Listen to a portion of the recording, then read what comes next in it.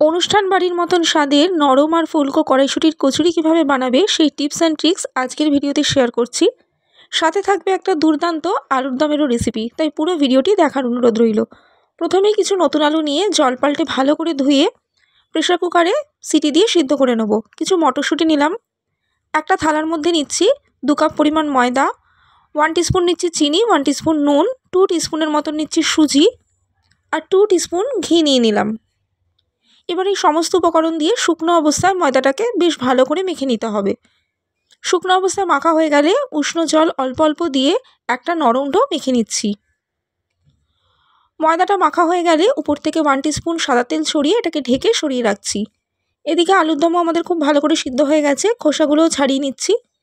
কিছু খোসা ছাড়ালাম আর কিছু খোসা রেখে দিচ্ছি। একটা মিক্সিং জারে কিছু মটরশুঁটি, একটা কাঁচা লঙ্কা, 1 ইঞ্চি আদা সামান্য জল দিয়ে পেস্ট করে রাখলাম। কড়াইতে সর্ষের তেল গরম করে আলুগুলো দিয়ে দিচ্ছি। সামান্য নুন দিয়ে আলুটাকে খুব ভালো করে ভেজে তুলে রাখছি। আরেকটা কড়াইতে 1 টিস্পুন সর্ষের তেল নিয়ে কালো জিরে ফোড়ন দিলাম। এই সময় তোমরা চাইলে হিংও দিতে পারো। মটরশুঁটির পেস্টটা দিয়ে 1 টিস্পুন নুন, 1 টিস্পুন জিরের গুঁড়ো, 1 টিস্পুন চিনি দিয়ে খুব ভালো করে কন্টিনিউ নাড়াতে নাড়াতে কিছুক্ষণ পর দেখবে এটা কড়াই থেকে এভাবে উঠে এসেছে, এরকম মন্ডে শেপ নিয়েছে। এটাকে একটা প্লেটের মধ্যে নামিয়ে নিচ্ছি। কড়াইতে সর্ষের তেল নিচ্ছি তেজপাতা, গোটা জিরে আর শুকনো লঙ্কা ফোড়নে। এবার আদা, টমেটো, কাঁচা লঙ্কার পেস্ট দিয়ে দিলাম। দিচ্ছি 1/2 টিস্পুন হলুদ গুঁড়ো, জিরের গুঁড়ো, ধনের গুঁড়ো, কাশ্মীরি রেড চিলি পাউডার আর স্বাদ অনুযায়ী নুন।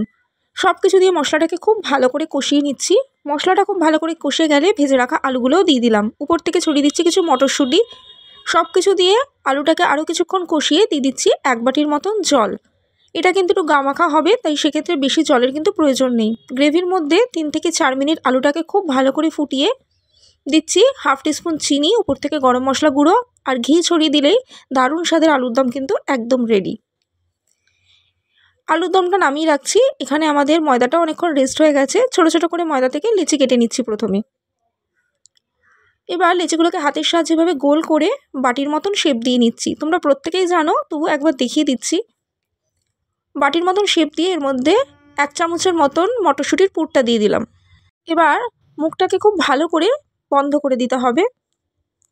মুখটা খুব ভালো করে বন্ধ করে দেওয়া হয়ে গেলে আবারও হাতের সাহায্যে গোল করে নিয়ে দুপাশে একটুখানি সাদা তেল মাখিয়ে দিচ্ছি, তাহলে বেলতে খুব সুবিধা হবে। এবার আর কিছুই না, কচুরিগুলোকে বেলে নিচ্ছি। সমস্ত কচুরিগুলো আমি এভাবে বেলে নিয়েছি। কড়াইতে বেশ কিছুটা সাদা তেল গরম করে এই কচুরিগুলোকে দিয়ে ভালো করে ভেজে নিলেই দেখতেই পাচ্ছ কীরকম ফুলে উঠেছে।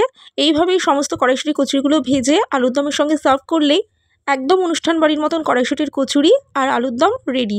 বানিয়ে রেসিপিটি অবশ্যই জানাবে তোমাদের কেমন লাগলো। আরও রেসিপির জন্য চ্যানেলের পাশে থাকবে। Thank you.